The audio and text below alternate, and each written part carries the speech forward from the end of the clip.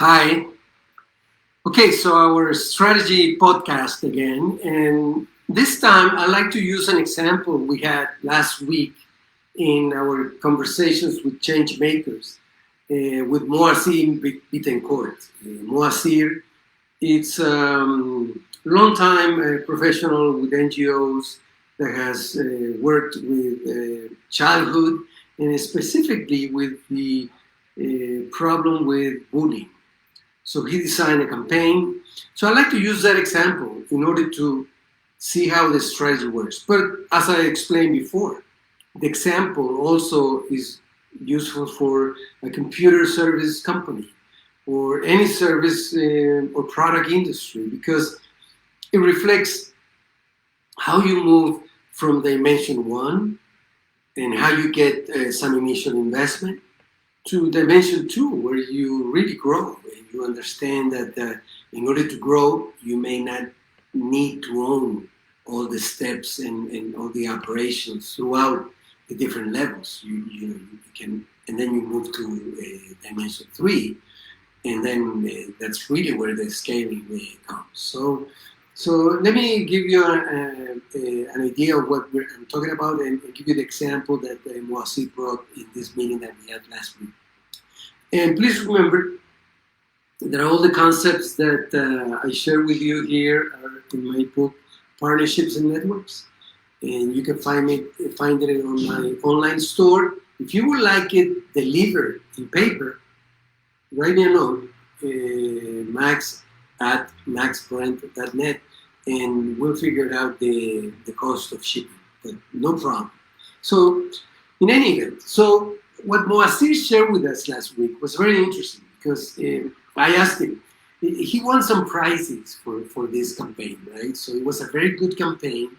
It was a campaign that the objective was to make Brazilian teenagers more open to different races, backgrounds, social backgrounds, etc. So, a more inclusive, more accepting, more flexible society, and this was aimed at schools and different scenarios. So basically, in terms of management, which what this segment is all about in terms of strategy, the campaign was very successful. So as I said, basically the campaign ran in one initial state, and then it moved to the rest of the country. And the initial investment was $250,000. That included all the research, all the building the prototype, testing the prototype, seeing the results, making the arrangements, going back and forth, and all of this and setting up the campaign itself in one state in Brazil cost $250,000.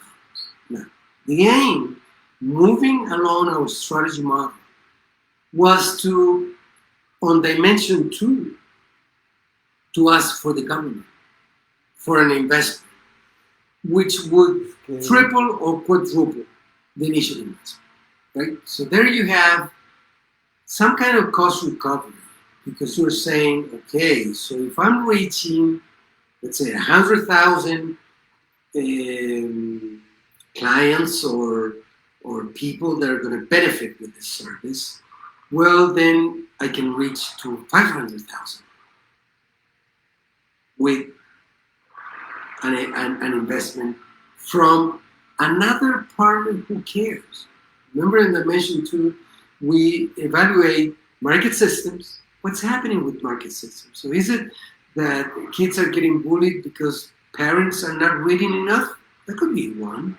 Or is it because they don't have enough education and we have to reach out? Or is it because kids don't have enough education on bullying and why is it's wrong itself in the school? So we would need to figure out, and remember in the book, we put a case on problem trees. And really, the technique of problem trees is the best you can use in order to solve an issue that you're not clear about the real foundations of the problem.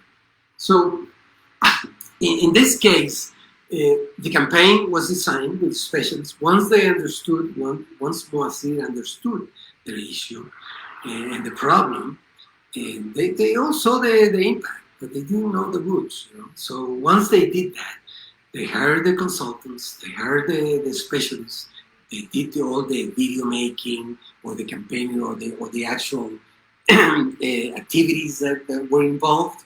And all of that, as I said, was 250,000. We reached a number of 100,000 teenagers, but the amount that needed to reach in that state was 500,000. Right? So initially, when they designed the campaign, they said, well, on Dimension 2, I'll ask the government to go through the investment. And then the campaign goes on and gets out of the state. And he says, well, we'll ask the rest of the states in the country to do the same level of contribution as the original state. So if you have 20 states, or 15 states, or if you have provinces, or whatever kind of administrative division you have in your country, you can do that. And then you move to Dimension 3, because really you're saying, okay, so we understand we did this in one state. The government in one region of the state, so we could concentrate the investment, and then the government decided to expand it in the rest of the states. Why don't you do it in your own state? It's here, the research is done, here's the impact, here's the evaluation, etc. All of that goes into the initial 250,000. You need to have a good PM&E monitoring program and team, in order to capture all that impact. And once you do that, you can explain with numbers the impact to your future partners. So you see, so you could go from 250,000 to a total investment of 20,000. It's the same for a computer company. So you go back to Dimension 1. You have a good idea. You're kind of you're very passionate about this, and it helps automate accounting for small companies. Okay, so it's a program you install, or it's web-based, and it's easy to use, but you need the investment in order to come up with the product. And let's say the product could be something like $200 per client total, plus a yearly fee of $50 or something like that. So you have this product, but you need to convince your first clients, the first people that would see it. So then you move to Dimension 2 in order to fund Dimension 1, right? And you say, well, who else cares about this? Maybe there's someone else. Maybe there is Internal Revenue Service. Maybe they know that there is lack of knowledge, lack of automation in some small businesses. Not that they don't want to pay the taxes, it's just that they don't know how to pay or how much it is, or whatever issue is there. Or you may want to say that it may be because of banks. Maybe banks lend working capital to these businesses, and they would like to have a better.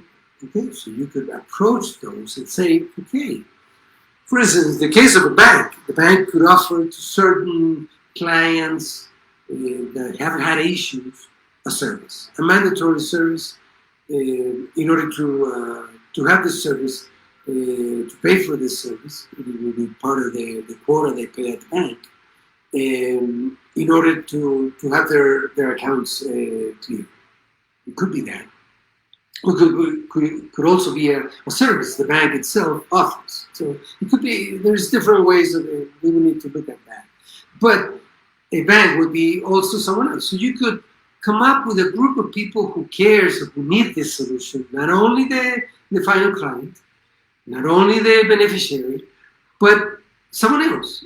And you could say, well, are you willing to invest some? And they may be. I mean, some of the banks may have losses bigger, or their insurance costs bigger, or they keep. Remember, we tried in one of our segments, we spoke of how once you get out of your original market, how it grows. But maybe you can't do that because there is some issue with people that are not paying, but then you're punishing everyone else, et cetera, et cetera. So there's ways to deal with this, and you pay for it, and so you could come up with a like in a financing, in project financing, where you come up with a a group of investors. You could come up with investors that also know about the issue and are being affected. So banks or a bank association could be one of the partners you could partner with in order to come up with the initial capital in order to launch your product or service, in this case, into the market. Okay, so it works not only on NGOs but also on products and services that are being introduced.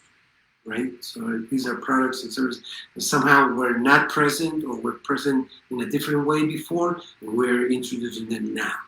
So, as you can see, this campaign mobilized around, $15 million, starting from an initial investment of $250,000 raised from investors that also wanted to solve the issue in this initial state of the bullying on public schools. So there you go. This is an example of if you organize into a campaign, your strategy, you can understand also the way your strategy needs to move from an initial state into a final state where you mobilize a lot of capital. I gave you already the example the other day about this microfinancial institution that was working in the Caribbean, and they found a great gap. I mean, there were people that were not being serviced. That was all. And with this, they were able to service. So the point here is try to look to those gaps. Try to see who's going to be serviced, who needs something. And that's the same for an NGO or government or a private business. So here's this example. Let me know if you have any questions, and I hope it's useful. Have a great day.